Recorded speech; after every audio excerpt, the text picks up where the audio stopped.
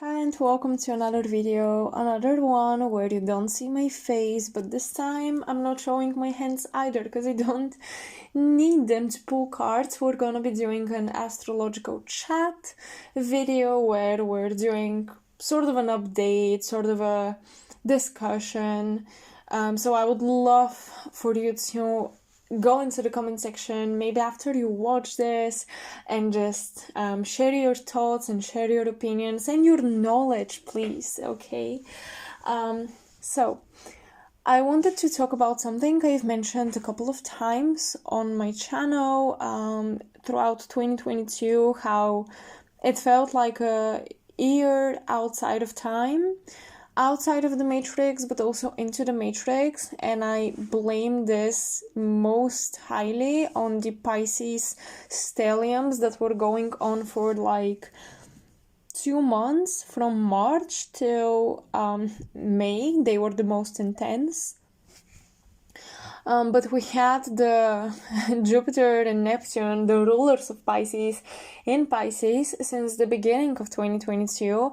I'm not gonna discuss Neptune being in Pisces before 2022, because yes, it was, but in 2022 happened the Jupiter going into Pisces. I mean, 1st of January, it's 0 degrees Pisces, so yeah, you can see that 2022 was really the beginning, and they were both direct. So we had Jupiter and Neptune being in Pisces, and they made a conjunction around March. I'm gonna specify the date.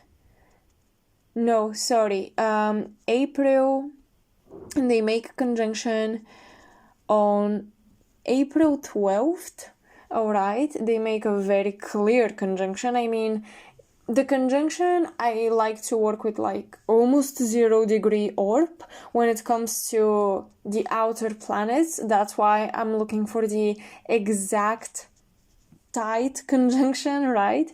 But the conjunction remains like with the outer planets maybe for a bit longer. Now, Jupiter is faster moving than Neptune, so give it 10 days plus minus around the date of the exact conjunction to see when the influence is the strongest. But yeah, I like to work with as tight as possibly with the degrees with the outer planets. With the inner planets, it's a little bit different. I would broaden the orbs, and honestly, it really depends on the chart. Is it a natal chart? Am I looking at transits, progressions? What is it? And am I combining faster and slower planets, or are they both slow moving? What's going on? So it depends on all of that, but I would consider April 12th to be the peak of this conjunction between Jupiter and Neptune in Pisces. And actually, Venus and Mars entered Pisces in April as well. Mercury was in and out of Pisces during March. So that's why I'm saying March, April, and May were the most intense periods of Piscean energy, and especially when now Mercury kind of shapeshifts. I was reading this very interesting book on astrology, like Hindu astrology, and it gave me such a cool perspective on Mercury, how it shapeshifts as it's gender neutral. Basically, it's not feminine or masculine, it's neutral in that way, and whatever planet it comes in a conjunction with, it adapts to it, it enhances it, and it makes a lot of sense because it literally makes a connection between your brain and the frequency of that planet, so you act more like this other planet, and Mercury makes that connection. However, Mercury is a very quick planet, so it was in and out of Pisces in March. It probably enhanced the Piscean energy of Neptune and Jupiter. It made us it brought our minds into Piscean themes and topics, but then Venus and Mars really made the action a lot more spicy. Venus made us like start valuing this Piscean experience and valuing to ride the wave, valuing going with the flow. Mars tried to activate us in a way where it's like, well, how can I, apply and use this Piscean energy? So I think that April 15th, Mars is 0 degrees Pisces, and it stays there until May 25th. So that period was when we tried to go be Pisces and to act from a Piscean place. So maybe you write poetry, meditate more, channel, be artistic, express ourselves in ways that are very perhaps distant to our natural routine, to really like break our routine a little bit and change it, switch it up. But at the same time, Mars in Pisces probably made us a little bit lazy because, listen, not because you don't take action, it's just that Mars takes all of your energy and stamina into the astral plane when it is in Pisces. So those of you who have Virgo placements, Pisces placements, Sagittarius placements, and Gemini placements, you felt a lot of friction with that Mars in Pisces. You probably felt like you were full, like a filled up tank with creativity and desire to be artistic, expressive, emotional, and just beautiful, ethereal, but you couldn't. Something was like stopping you or creating a blockage, and you had a really hard time doing it. So if you are not a very disciplined person by nature, I think that Mars in Pisces will just make you go with the flow even more, but sometimes even to your own detriment, because after all, Mars is a malefic, and Venus being there doesn't really make things easier. Honestly, Venus went conjunct Jupiter and Neptune around the end of March, and it made us just so like we were living in a fantasy. Okay, 2022, you could have felt, especially beginning of the year, but mostly April, mostly May and March, you could have felt like you were living in a fantasy world of your own, maybe very artistic world, maybe a very spiritual world.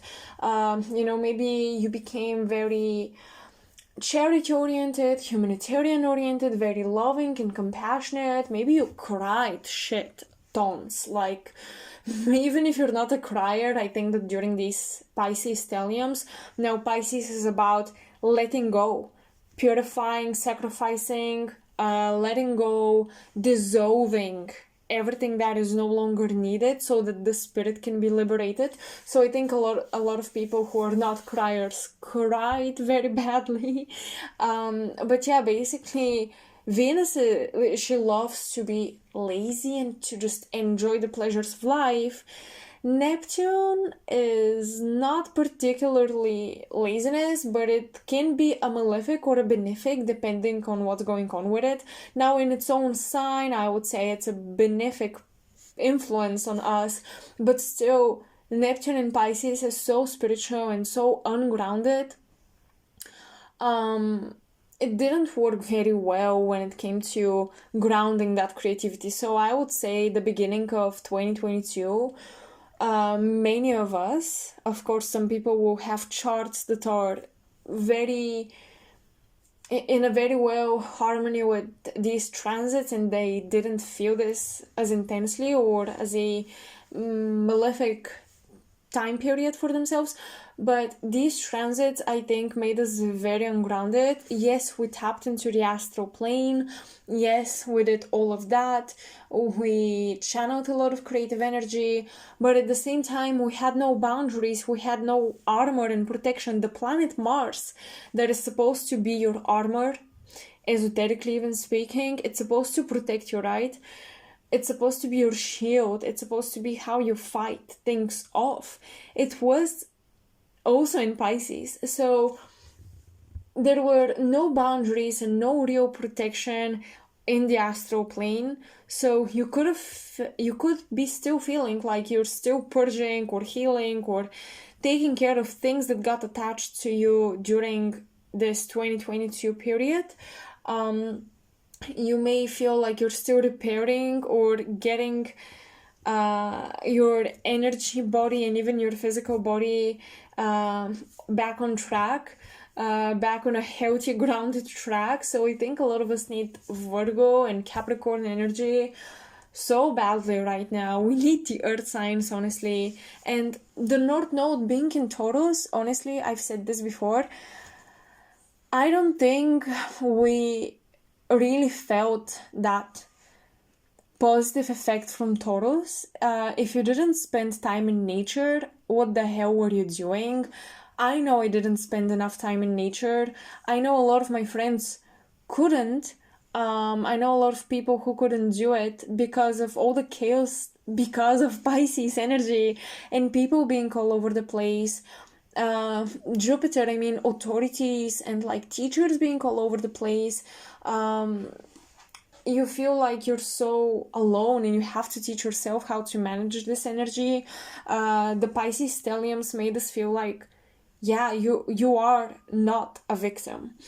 We really badly wanted to be victims, but we realized we're not a victim. Somebody needs to take care of these issues, and it's us, because we're the ones making them. And the North Node being in a very tight conjunction to Uranus and Taurus didn't allow this groundedness to take place. Pluto in Capricorn, it's not grounded at all. This is like a tower moment, if you ask me. So 2022 was very unstable, ungrounded year. However, what were the positives of that, in my opinion? Because I had many experiences like this and I'm very grateful for them. It's very likely that during the intense conjunction between Jupiter, Venus, Neptune, even Mercury, Jupiter, Neptune, and Pisces, during these intense conjunctions, so from March till May, try to remember if you had a glitch in the matrix, a literal glitch where you could see it with your physical eyes, how reality really isn't real.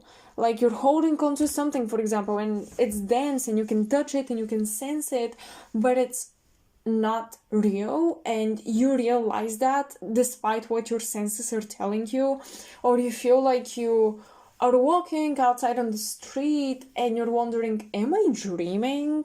What is going on? So people who are prone to dissociation from reality, any mental wavering when it comes to what is real and what isn't, anybody who struggles with some type of mental health issues, etc., you could have been extra sensitive to these influences, and really you could have gotten scared because of certain experiences like that, because these stelliums and Pisces really took us not just into the astral plane when we are meditating, but our day-to-day reality became a dreamland, a dream field. Everything felt very, very dreamy. I would also say that a Pisces, because it's the 12th house and it's a sign talking about sacrifice, letting go, and loss, the unseen, the intangible. I think a lot of us lost a lot of things. Whether this was for the better or for the worse, and whether we realize it, I really want you to go back and take a look. In 2022, did you feel like you gave up a lot, or you lost a lot? You lost progress, or you lost maybe savings, because Venus, like in being in there, maybe made you spend a lot of money on things that didn't stay. In Pisces, it's like a appear disappear type of game where especially Venus in Pisces, conjuncting the rulers of Pisces, you could have spent a lot of money on spiritual readings. You could have spent a lot of money on any spiritual thing, because Jupiter and Neptune are very spiritually oriented. Or you could have spent money on travel that you almost feel like you don't remember. Like, yeah, you went there, you traveled, but what the hell happened? How the hell did you end up in this country, in that city? There is a haze around everything you invested into during the Pisces stelliums. There was a haze into everything you started to believe in 2022. All of you who started to believe in new esoteric system, new teachings during 2022, is this still relevant to you, or did you give it up somewhere on the way? Did you kind of forget about your spirituality or new spiritual readings and teachings that you got into and so on? Because Pisces will make you invest an enormous amount of love and hopes and dreams into something, and you will realize how it was a short-term thing. It wasn't a long-term stable thing. And Uranus and Taurus didn't help us sustain something long-term. Pluto and Capricorn didn't help us sustain something long-term. And that's why all of our reality felt like it's so untangible. We're so much in the matrix, but we also realize it. So it's also very possible for many of you that you had this epiphany, these moments of what I call glitches in the matrix. And I'm not talking about like old time glitches or the bird is flying in the same place and it's staying in the same position. I'm not talking about glitches like that, but more like a mental glitch. I mean, some of you could have had a very crazy experience, but I'm talking about your mind becoming so aware of the illusion of reality and separation that you feel like you're dissociating and you feel like, what the hell am I doing here? This is where the energy of this, even when you're outside on the street, you live under a dome, or there is like a rooftop beyond the clouds in the sky. This is where this feeling could have come from for many of you. But the thing is, with Pisces, it's hard to hold on to something. So you first merge with it and it's very intense, but this is not like fixed Scorpio. So it's mutable water. You merge and then you dissolve into this new experience, and the experience itself also dissolves. So you easily forgot about the glitches, about the glimpses of truth, about peeking through the veil. You easily forgot, probably many of you, about what your inner high priestess showed you during the Pisces stelliums, and you moved on with your life. When everything went into Aries, there was a sense of a hope, new beginning, let's start anew, let's try this again type of thing. But honestly, I just feel like, I mean, Jupiter went retrograde and it went back into Pisces, I think. Yeah, October. Okay, end of October, it went back into Pisces. So Jupiter was very wavering between Aries and Pisces. Neptune is still there. I mean, what I'm trying to say is that 2022, it felt like it never really ended. It felt like the Pisces energy never really left us, honestly.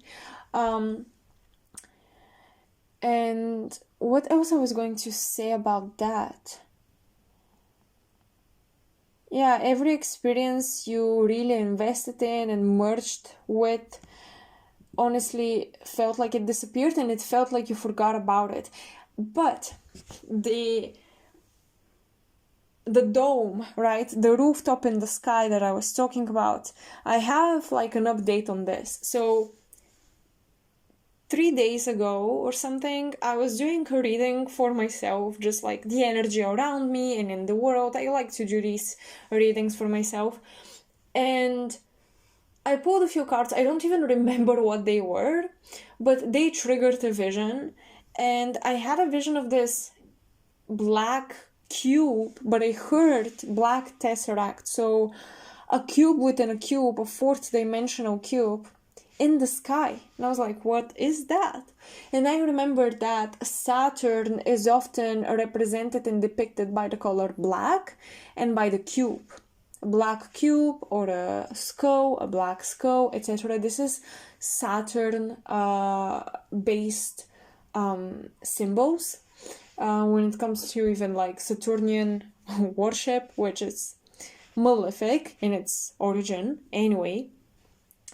So I had this vision and I realized how Saturn in Pisces might be affecting us in 2023.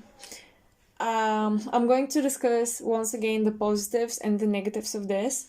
Let me open the ephemeris. So Saturn, January 2023, is in Aquarius and it enters Pisces March. Interesting. March once again. March 8th. So on March 8th, 2023, Saturn goes into Pisces. I wanna mention something here. It feels like January and February are gonna be once again a haze. These first months of the year always feel like they don't exist. And whatever happens during these first months in 2022, 2023, I just want you to know that a lot of the things that happen, it's very likely you will forget about it, even if you still experience the consequences of decisions made during January and February 2023. Till the end of the year, these first months, it will, I don't know how to explain it, but they feel like they're outside of time. And I hope this makes sense to you. And I know that it will make sense to those who experience the same stuff and who are on the same wavelength, basically. We're vibing. So yeah, January and February 2022 and 2023 feel like they're completely outside of time. And in March, we have these activations and tests. I like to call them spiritual testing. So Saturn is going into Pisces March 8th. Saturn in Pisces will completely turn around the meaning of the Pisces stelliums from 2022. So if 2022 it was about escaping reality, living outside of reality, noticing the matrix and all of that, I feel that with Saturn being in Pisces, we're going to become so realistic and disciplined and materialistic around Piscean topics.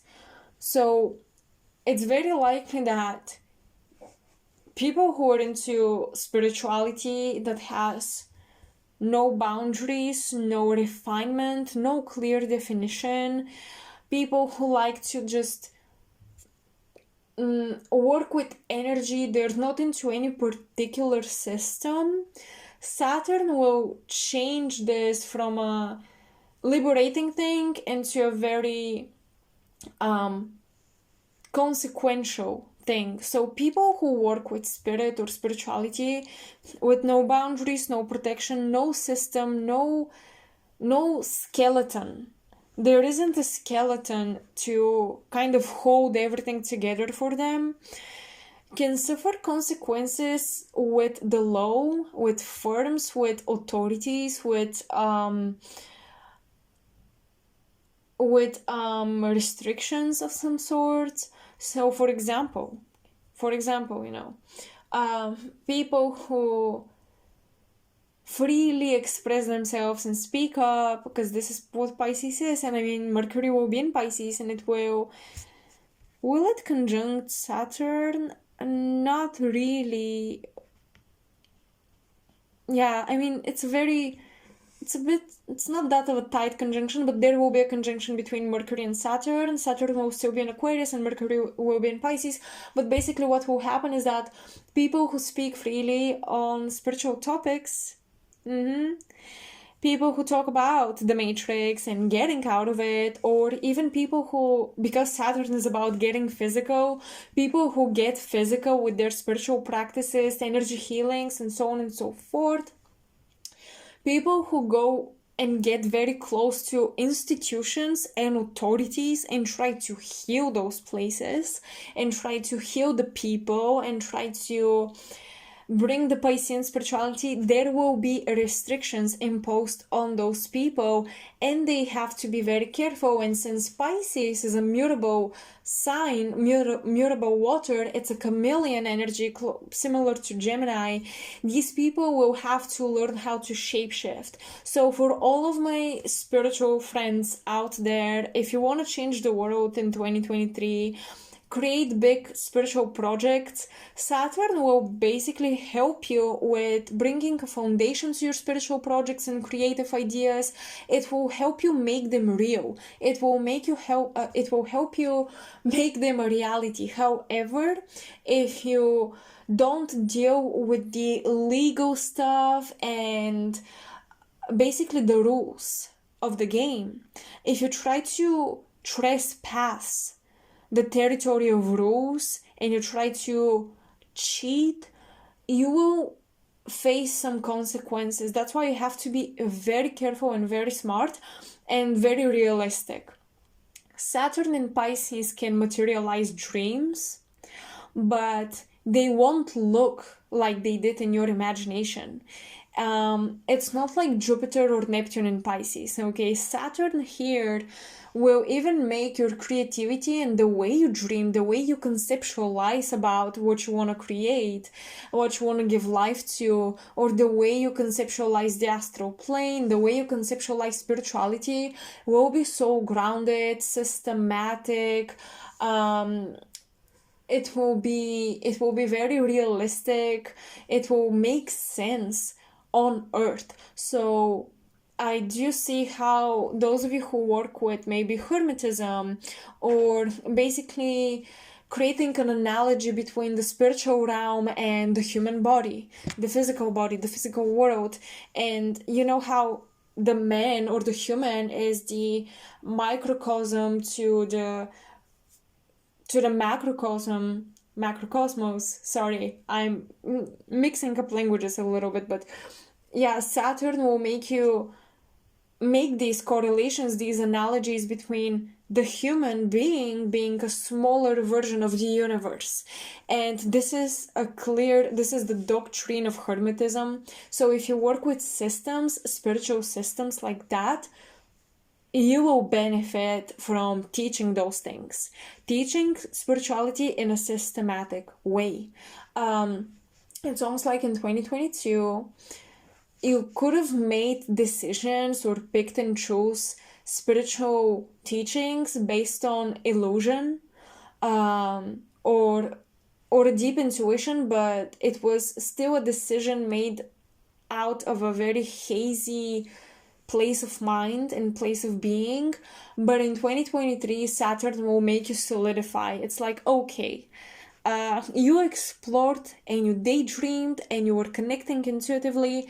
Now I want you grounded into a purposeful spiritual approach towards life, into a purposeful artistic project that will define your life in 2023, or it will define where you put your energy in 2023. So Saturn in Pisces is a malefic planet, but I think that it's going to be beneficial because we've been so ungrounded for so long. I honestly feel like we need this. But this is connecting to my vision with the black cube in the sky, Saturn in Pisces. So what do I see going on is, I don't like to make predictions with astrology. I don't consider myself to be that good of an astrologer following what happens in the world and society based on astrology. I'm not that educated yet, so I'm making this disclaimer. But my intuition is telling me that with Saturn in Pisces, it's very likely something crazy to happen with church, spiritual institutions, creating a new doctrine, or quote unquote reminding us of the rules, but these are new rules and they're like they were in the texts, in the ancient spiritual religious texts. They've always been there. And this can happen with Christianity, this can happen with Islam, I mean, any religion. I just don't want to speak on subjects I'm not that aware of, but I feel like with Saturn in Pisces, there will be worldly imposed instructions or restrictions based of the spiritual authorities of the world. And I think we'll see a boom of people who go into spiritual cults that are quote unquote just their religion, but it isn't really. So taking religion to an extreme and people being very extreme in their spiritual beliefs to the point where they isolate themselves from the rest of the world. And I see a lot of like cults forming during Saturn in Pisces. Another thing that I see is we will be called out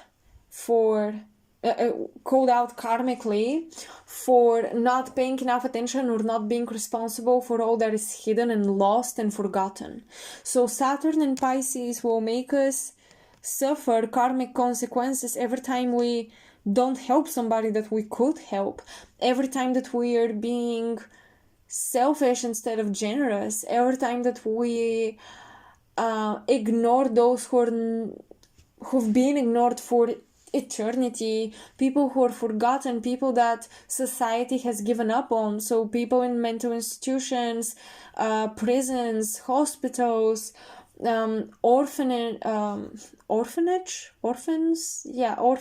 I think that's the word, but like where orphans live, anybody who has been forgotten and given up on by society, by the world, or like, have you heard this term, like a public secret or a social secret? So basically everything something oh my goodness, something that everyone knows but nobody talks about face to face with other people. This is like a public secret. I don't know if there is a term in English, but it's a term in my native language that we use. So I think that with Saturn in Pisces, people who have been living off of these public secrets, basically closing their eyes and being irresponsible to injustice that hurts humanity and injustice that makes us lack compassion. People who lack compassion will suffer karmic consequences. So Saturn in Pisces, as much as it may look like, oh well, we'll be restricted emotionally, or like we will not have as much compassion for the world as we should, I honestly don't think that this would be the case. I think that authorities who lack compassion for the world will become very obvious to people, and they will suffer karmic consequences, and they can be like forgotten, erased, with Pisces basically disappeared from their thrones of authority. That's why I feel like some reformation of the church is possible, because Pisces is a very Jesus Christ type of archetype. It's the martyr archetype, the victim, but also the savior. And yeah, with Saturn and Pisces, I see a lot of this happening. In March, we have another big change of planet going in another sign, and that is Pluto leaving Capricorn. March 24th, Pluto is going into 0 degrees Aquarius. And that's gonna be very interesting and very fun, because Pluto is power dynamic, the evolution of the soul. It's honestly so many things. Pluto in the tree of Kabbalah, often I've seen to be placed in the Sephiroth that is invisible, excuse me, invisible, called that. I hope I pronounced this correct. And it's the Sephiroth where you channel wisdom from this super highly evolved place that you reach through a deep state of meditation. So that's why Pluto, it's considered a malefic planet, but Pluto is honestly so much more than that. It's a very small planet, but it's a deeply spiritual one. I have Pluto in my first house, conjunct my rising, and I'm a Scorpio stellium, so I think I have a pretty tight relationship to Pluto, and I think it's a lot more spiritual, and it can be benefic rather than malefic, but on the spiritual side of things. On the material side of things, it's very difficult. It's very tough. Pluto going into Aquarius, honestly, to me, is another exposure to humanity being cheated, being stolen from, humanity basically being ripped off of its power, and I think Pluto will try to restore it. Pluto is a little dangerous in Aquarius, if you ask me, because it makes the masses, or humanity and the collective basically, power hungry and wanting to rebel. I mean, Pluto in Capricorn, okay, foundations, institutions that were traditional but stuck in old time were destroyed. And now with Aquarius, it's kind of like, well, if we don't do tradition, what do we do? And Pluto is asking who is benefiting from the new things that we're going to make part of our everyday life, or our new foundations and traditions. Who is benefiting from the future? Who is controlling power and resources in the future? Who is controlling the future? Is it Aquarius humanity? Or, one way to look at it, I mean, Aquarius is about technology and science. Is it science? Right? Because remember, Saturn, what I spoke about, these changes in spirituality that can take place, like Saturn in Pisces, something going on with like new rules and new spiritual authorities. Can we bridge spirituality and science? Is this gonna become like a new spiritual leader or authority, something that's in between technology and science and mathematics and all that, which is Aquarius, and Pisces, the unseen, the unknown. And what's funny? Pluto is a very psychic planet, and being in Aquarius, it talks about psychic technology, and Saturn being in Pisces talks about more discipline and more focus globally towards people who are forgotten in mental institutions, etc., etc. So I wouldn't be surprised. This may go behind the scenes because Saturn is in Pisces after all. Neptune is also in Pisces, so we still kind of carry rose-colored glasses, but I wouldn't be surprised if it's somehow we get a little bit of a glimpse of a rumor about new psychic technology, or something that basically is getting into your brain. I don't want to specify what that could be, but this psychic technology being used on people who are forgotten, people who are in mental institutions, orphans, people in prisoners. However, because I do believe that this has already been done, I just think that right now we're gonna become globally aware of it. There will be rumors and people will start suspecting, because Pluto will bring, Pluto and Aquarius, powerful new innovations.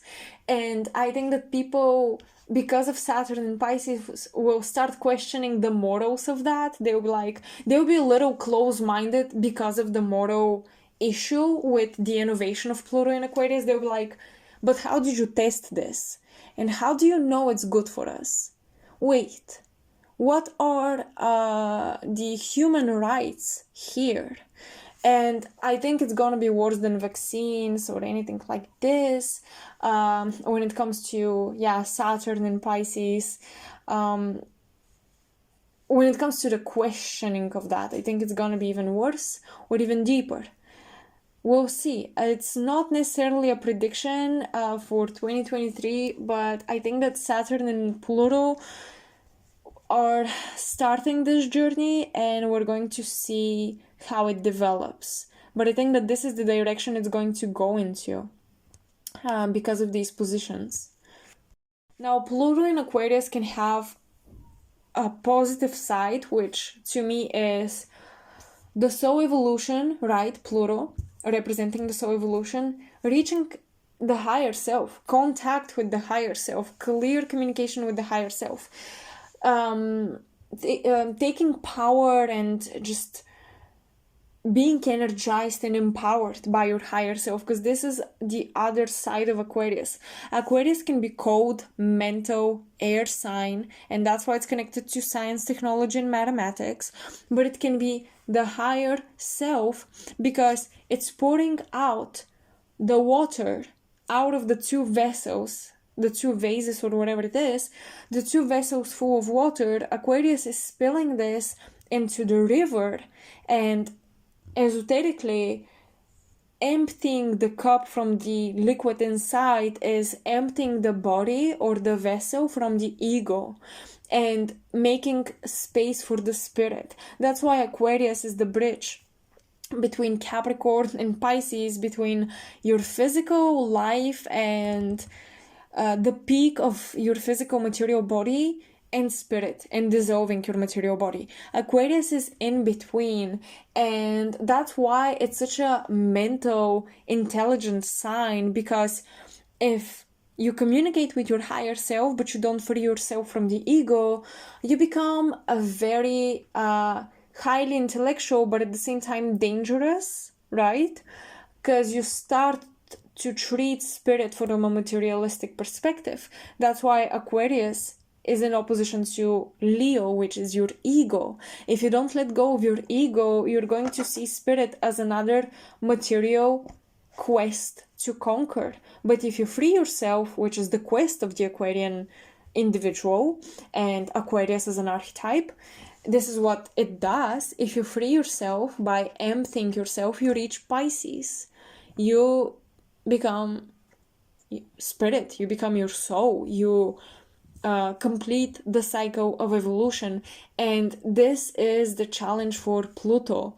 Are we going to see, because Saturn in Pisces can give us also a materialistic perspective on spirituality. It can make us either very, very extremely religious or very materialistically oriented towards spirituality. And Pluto going in Aquarius also gives us this duality, like, how much of my intellect can I give up to retain compassion? Because once again, Saturn, Pisces, retaining some Piscean stuff into the physical body, right? Retaining spirit in the physical body. How much of your intellect can you give up to retain spirit into your physical body? And when I say intellect, I don't mean like how smart you are, but more so how much of your cold logic can you give up, and how can you find this balance? Because these two planets in the signs of Pisces and Aquarius are here to teach us about humanitarian compassion towards the world, towards everybody, not just our close relatives and loved ones, but towards everybody. And how is this related to 2022 being a year outside of time and into the matrix? Well, in my personal opinion and based on my humble research, I've found that most of the groups in the world that basically dictate what's happening in the world, there's a cult or a worship towards Saturn.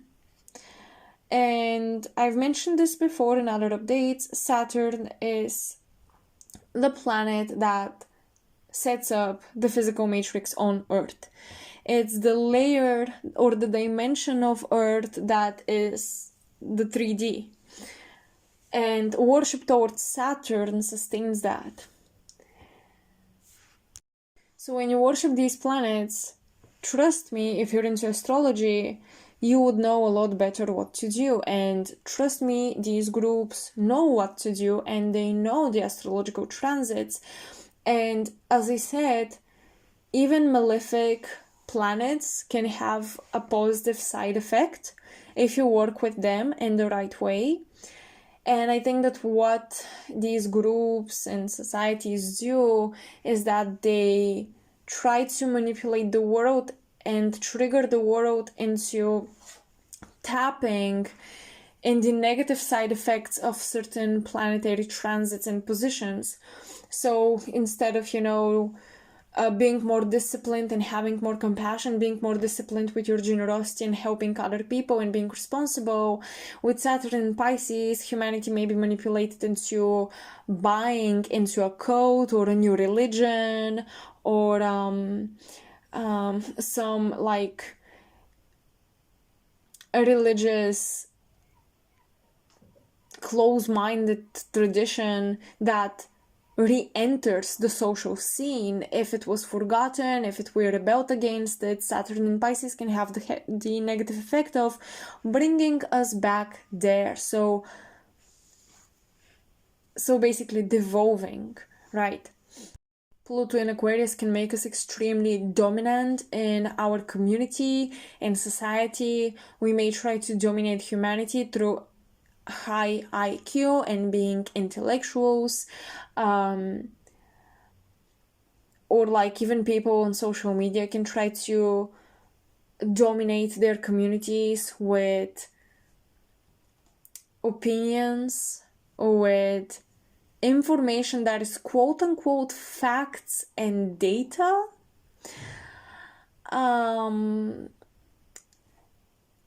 But Aquarius sometimes thinks way too far into the future and sacrifices the present moment. So these facts and data, I have the suspicion that can come from testing and experiments that we socially don't know about. And somebody knows about these things and they try to tell us, well, this is really good for the future. But with Pluto and Aquarius, there is a hidden information about how we tested these things and why exactly are they good for us? Are they really good for us? Pluto and Aquarius can make us feel, can make people who are highly intellectual make us feel dumb and like we don't understand. This is the future. You should believe it. All right. So because Aquarius is about politics, it's about social media as well. This can happen and it's about friendships. So watch out about authorities that are friendly and they're fun and they joke and they talk about facts and the future and these innovations being useful. Be mindful, just be mindful, because Pluto and Aquarius can really give a lot of power to smart people, okay? Period, point blank. I mean, some people are smarter than others. That is just facts. But you have to have a strong intuition. I don't care what your IQ is. You need your intuition to be very high and very strong to deal with these things. And to deal with the illusion that will definitely show up. So this is where like these groups would try to focus our energy. How you can sort of oppose this, right? Specifically with Pluto and Aquarius, I think that feeling very empowered and protected in your community, knowing that you relate to them, you resonate with them. Pluto in Aquarius definitely wants you to have a strong community of people you trust, of people that you can trust your thoughts with, of people that you can freely share your mind with. So being afraid to speak up, Pluto in Aquarius, being afraid to rebel or being afraid to tell the truth to your friends, that's a really big red flag when it comes to how you're dealing with the energies of the planet. You have to find a community where you feel empowered and confident, speaking up your truth and being honest. This is how you can sort of counteract the, let's say, energetic influence from the matrix. And I think that this is I'm trying to look at the transits. I want to make sure I covered everything I wanted to talk about. Oh yes. Oh well. So remember mentioning the black cube, the black tesseract that I had a vision of in the sky, and this being like a worship towards Saturn. Well, 2022, I felt like there was this dome over us, and I felt like this was the Piscean energy, being like this veil and making me feel like I live in a dream. Well, I deeply believe that they're using Saturn going into Pisces to, for some people, solidify spiritual barriers.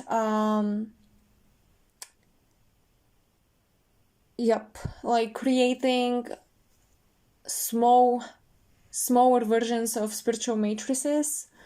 That's why worshipping one system, you still want to be mindful of doing that, and perhaps pay attention to seeing the symbolism of the cube, the black cube, or a skull, skeletons, bones. Seeing symbolism of this in your day-to-day reality, I feel can be indicative of, well, they're targeting you as well. So yeah, I don't want you obsessed with this, but just pay attention, okay? Be mindful, use your intuition, use your discernment. But yeah, I basically feel like with Saturn and Pisces, so many of us could actually solidify some spiritual progress and kind of climb up a ladder, okay, spiritually, and be like, all right, so I overcame this tough lesson, and Saturn could bring many like blessings to those who do it, because Saturn is actually a beneficial planet if you discipline yourself and you work with the positive sides of it. But I think that there are people consciously and energetically trying to prevent this from happening for many of us by creating these traps through new religions and new spiritual beliefs and things of that nature, or going back to old spiritual beliefs and repackaging them, rebranding them basically, and reintroducing them.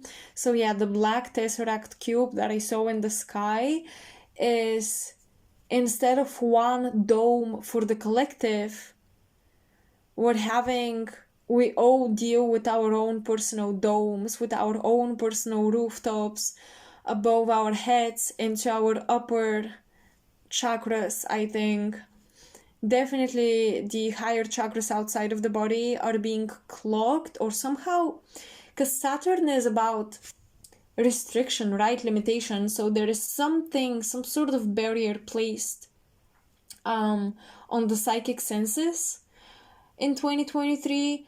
This can make it very beneficial if you want to focus on material projects in your day-to-day life, and if you want to, like, once again materialize your dreams, create something in this manner.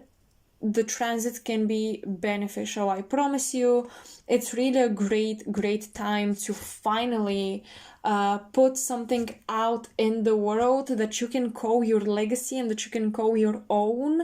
So any spiritual or artistic product out there can really can really benefit from the energies and be a long-term, appreciated and sustained thing, as long as it is focused and oriented towards compassion and healing. But the other side of astrology, right? This is the mundane side of astrology. The other side of astrology that I think secret societies practice, the worship and the codes and the inversion of the energy, is about encapsulating us in a smaller version of a matrix that is limiting our perception of our spirit and spirituality and the spiritual plane in general. So you may have a little bit harder time meditating, but if you really do it, you can have great breakthroughs, because Saturn takes a lot of time and practice. So at the beginning of 2023, when Saturn enters Pisces in March, you can feel like you've been cut off of your spirituality a little bit and you're more focused on the material plane. But if you really, really meditate, you're going to have amazing breakthroughs and truth. Okay, because Saturn is not an evil planet. It's just about materializing stuff. It's a force that gives a material form, and those who want to live solely in the material matrix use it to their benefit. So you can also use Saturn to your own benefit. Saturn can give you like a spiritual ranking, if you will, and a lot of blessings from learning very difficult lessons. So yeah. Oh my gosh, I've been blabbing. I don't know, like I've been just talking for almost an hour, and I hope these things make sense to you and resonate. I could have been repeating myself a little bit, but I just want to make sure I'm very clear with what I say, so I go back to it and I try to clarify it. If you have any questions or advice yourself, a suggestion, any information, I would be so curious to learn about it. I'll be reading. I found some reads on the Black Tesseract Cube in Saturn, and of course secret societies, and I'll be reading upon this, and when I'm done, I think I'm gonna do another update on what this means for us, and I'm going to continue to watch the astrology of 2023 and update you guys with like important events. I don't like to do every new moon, every full moon, etc., but important events I love to do, even if I'm a bit late. So yeah, please make sure to watch out for new information on my channel.